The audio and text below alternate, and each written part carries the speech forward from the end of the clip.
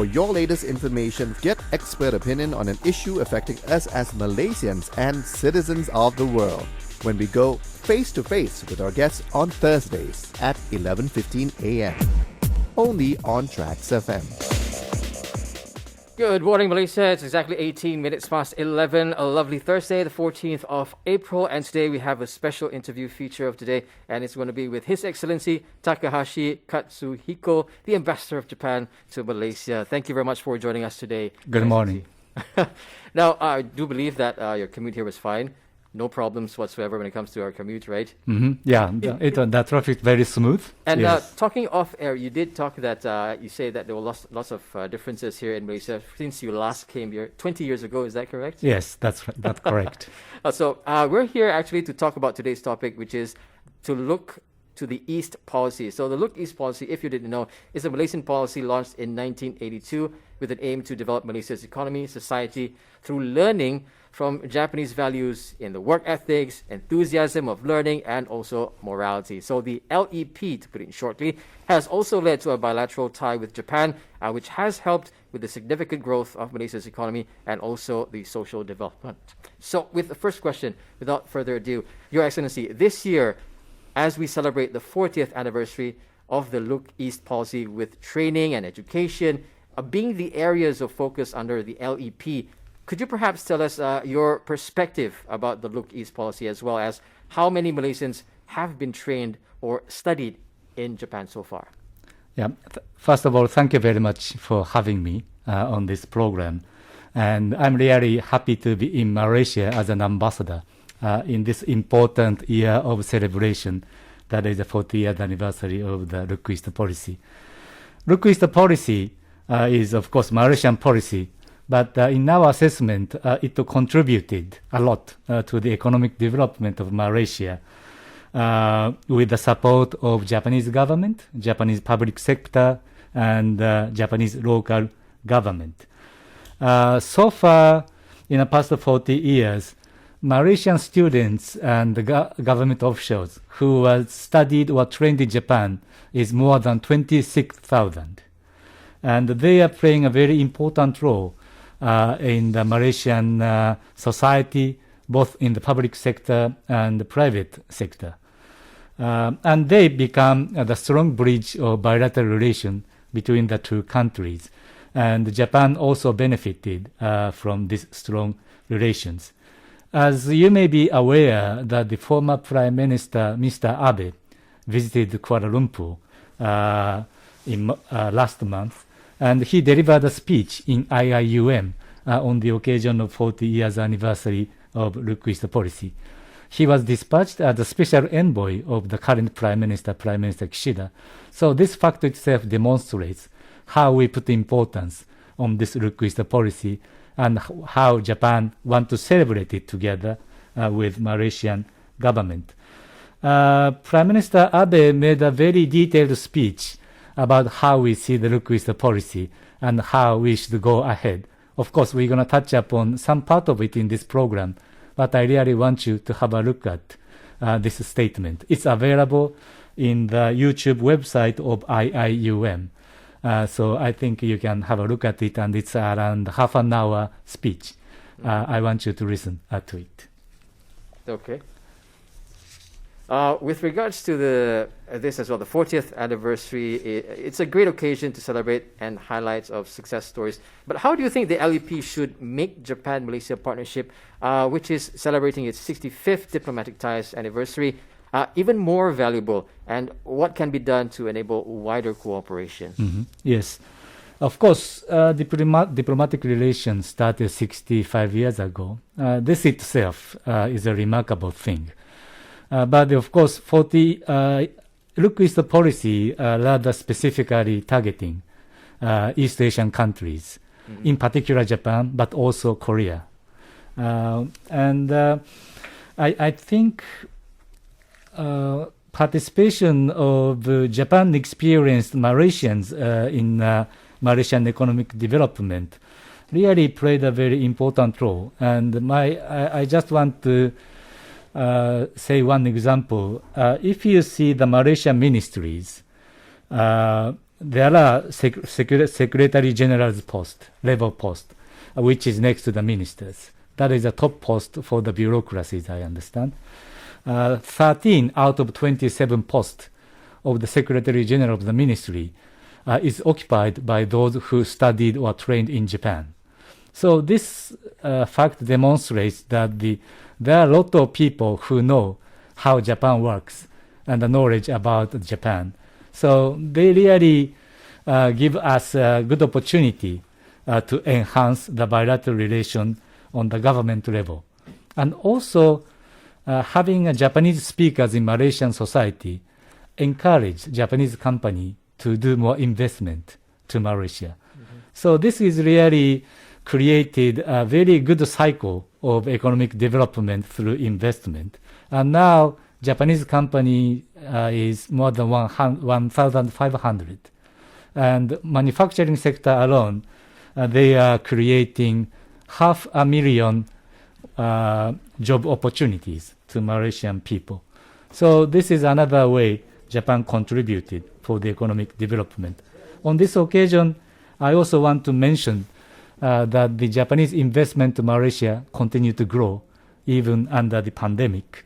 And the last year, we had an addition of 6.2 billion Malaysian ringgit to the investment in Malaysia, which make the cumulative investment amount to 82.7 billion Malaysian ringgit, which is, I think, the third among the foreign countries investing to Malaysia. And we really wish to enhance further this look-east policy for the benefit not only for Malaysia but also for Japan. We also see that, as you said, Your Excellency, this look-east policy has delved into education, has also delved into the social economy as well. We've worked together for many, many years. Like what you said, Your Excellency, it's more than 500,000 in manufacturing, right, for job opportunities. And we see a lot of investments here in Malaysia. Now, I would like to ask us, what are the study opportunities programs that are currently available under the look-east policy? Again, look-east policy is a Malaysian policy. Therefore, if we limit the program available, that will be the program prepared by the Malaysian government. And I understand there are two main programs. One is prepared by JPA, Jabatan Perkhidmatan Awam, and they selecting the Malaysian student to study in Japan, and they provide preparatory educational opportunities in the University of Malaya. There is a special course to send students to Japan. That is called AAJ. So you can apply to this program, and if you are selected, you can go to Japan. Another program under the Malaysian government is prepared jointly by JPA again, and also Mala Foundation, which is under Ministry of Rural Development. This is also the similar program.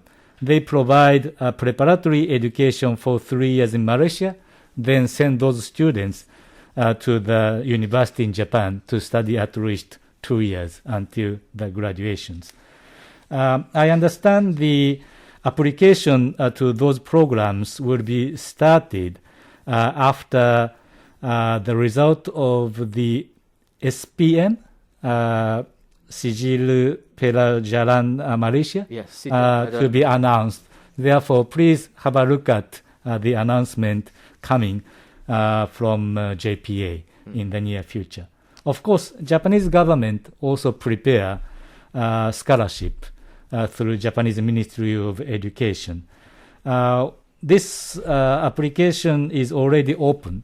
The deadline is at the end of this month, and I think you'll be able to find the detail from the Japanese embassy's website.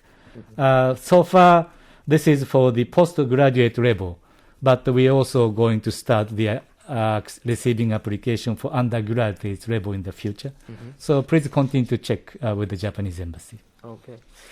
Now, just like you mentioned, Your Excellency, so there are currently a few places where you can actually know more opportunities to study in Japan, like from the Jabatan Perkhidmatan Awam, University Malaya as well as Mara Foundation. Just check it out, and also visit the Japanese Embassy to find out more on the scholarships as well. Now, I'd just like to say hello to those who are actually online right now on our Facebook Live.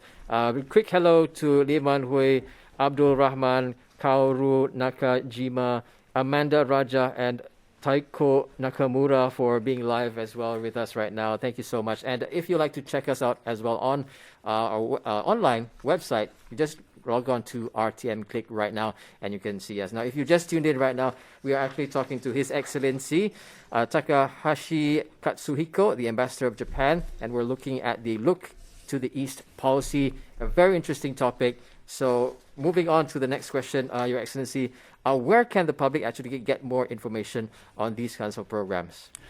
Yes, still we are making events and programs to celebrate Look East policy.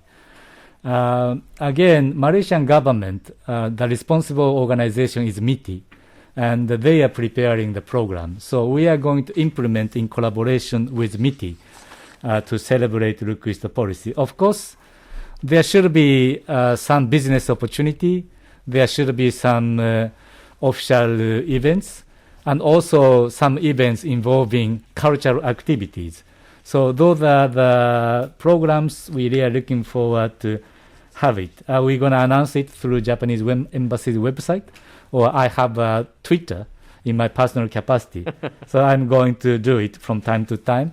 And also, we have a consulate general in Penang and consular office in Kota Kinabalu. So they are also thinking of doing some program. And we also hear that in Kota Baru, Kelantan, they are also going to have Japan Festival this year. So we are going to make it as a celebration event of the 40 years anniversary. Wow. So please continue having a look at the new announcements to come. Okay. Now, will there be any upcoming events to mark the 40th anniversary of the Look East policy aside from that? Yeah, so at this moment, I don't have any specific, but we will continue announcing it. Through MITI and Yes, a lot of other that's collaborations true. as well. Yes. Aside from that, where can we actually get more information for the Look East policy?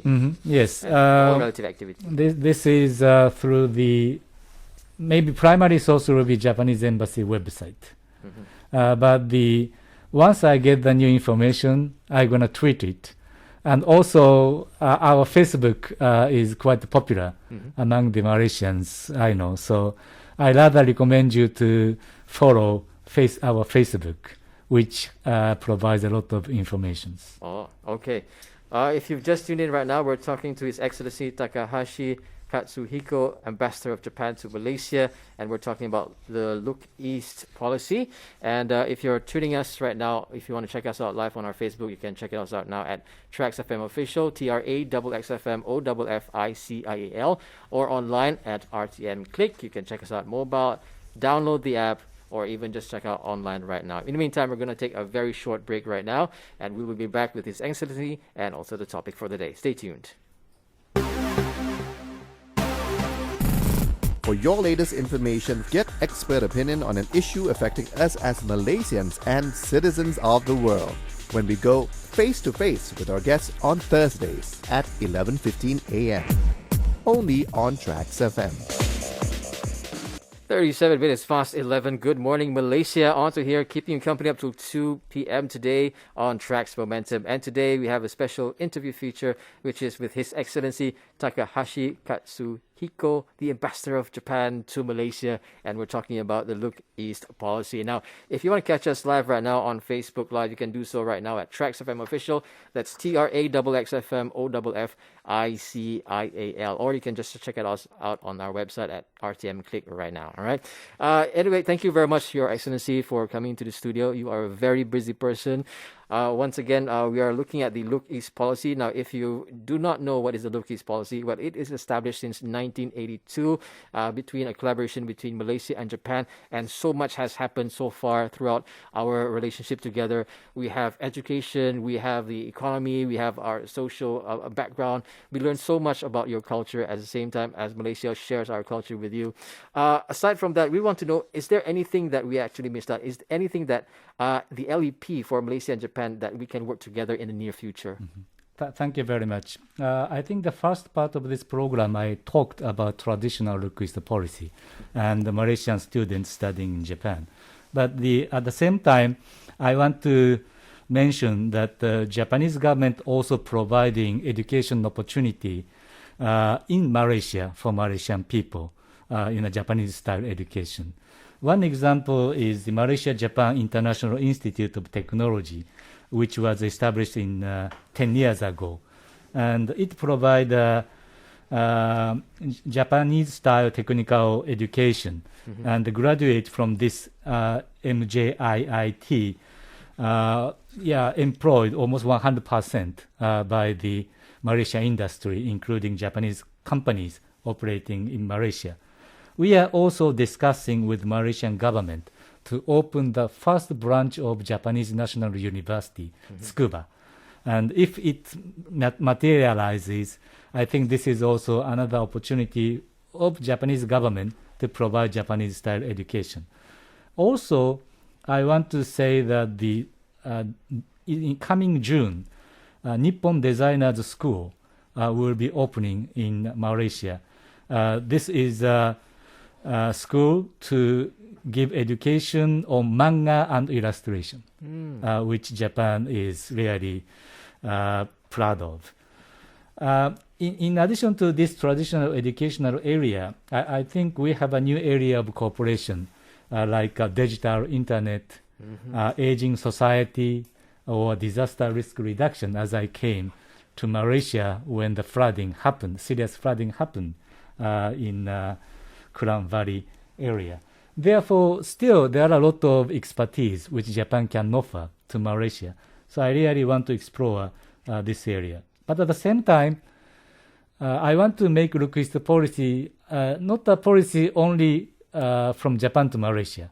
Rather, I want it to be the opportunity for Japan to learn something from Malaysia, like a halal industry or Islamic banking, which Malaysia is quite good at because you have a very diverse society, is one area which will be able to learn a lot from Malaysia. So I also want to enhance this aspect. Also, mutual exchange of people. This is, of course, tourism is one way, but another is students coming from Japan to Malaysia to study. This is also very important, and I understand now we have 3,500 Japanese studying in Malaysia. That's almost the same as Malaysians studying Japan. So we want to enhance this aspect. Also, partnership is becoming more important. So if Japan and Malaysia can work together for the sake of third country like Palestine or Afghanistan, that will be also the very important development. So I also want to shed light on this type of activity. Therefore, I really wish to develop LEP to the further stage for the benefit of both Japanese and Malaysians. Your Excellency, you did mention about the digital collaboration with Malaysia. Is there anything that Japan could actually share with Malaysia when it comes to the digital age, particularly the youngsters? Is there anything that you feel that we can actually collaborate in your own experience? Actually, I'm not from the digital generation, so I don't have any idea. But when I'm having conversation with Malaysians, area like esports is one area which Malaysians are expecting some expertise from Japan. But I personally find that Malaysians may be more advanced in esports than Japan. So I don't know. Maybe this can be regarded as a partnership rather than cooperation from Japan to Malaysia. I see. Now, before we let you go, is there anything else that you would like to add or say before I let you go. Yeah, thank you very much. Anyway, Look East Policy 40 years anniversary is a 1-year event, and we're going to have a lot of event. And I really want to celebrate this year in a good way in cooperation with Malaysian people who are very friendly with Japanese people, and we really appreciate friendship from Malaysia. And I can say on our behalf, Malaysians, we are very appreciative of Japan as well for helping us develop our economy as well, and sharing your culture and letting us understand as well, we are all actually as one family as well. So thank you so much once again. We are talking to His Excellency Takahashi Katsuhiko, Ambassador of Japan to Malaysia, and we're talking about the Look East policy. Now, before we let you go as well, there's a particular song that we are going to play after this, and it's called Toki Niha Mukashi no Hanashi o by Tokiko Kato. Can you explain what is that song all about? Yes. Anyway, animation is one of the Japanese culture, and this song was used in Porco Rosso, movie called Porco Rosso by Hayao Miyazaki. And the singer herself is a good friend of me and my wife. My wife used to work for her for almost 10 years. Wow. And we still have a good contact. So that's the reason why I want to pick up this song. And this is really a nice song, remembering the good old time. And it's a good opportunity for me to commemorate 40 years anniversary. Well, I hope she's listening and tuning in right now at Yes. RTM Click. Thank you again, Your Excellency. We're talking to His Excellency Takahashi Katsuhiko, Ambassador of Japan to Malaysia, on the Look East policy. It's been a pleasure having you here. Hopefully that you can come again and brief us more on what we can actually share together as Malaysians. Now, with that in mind, if you'd like to check out our sponsorship or any updates on Japan, Malaysia policy and all that, you can also log on to their website at the Japan Embassy at www.my.emb-japan.go.jp. All right. So with that, thank you so much, Your Excellency. Thank you very much. And let's take a listen to this brand new song right here on TRAXXfm. Fancy a fresh cup of tea and scones? Then head on to Cameron Highlands. TRAXXfm 101.1.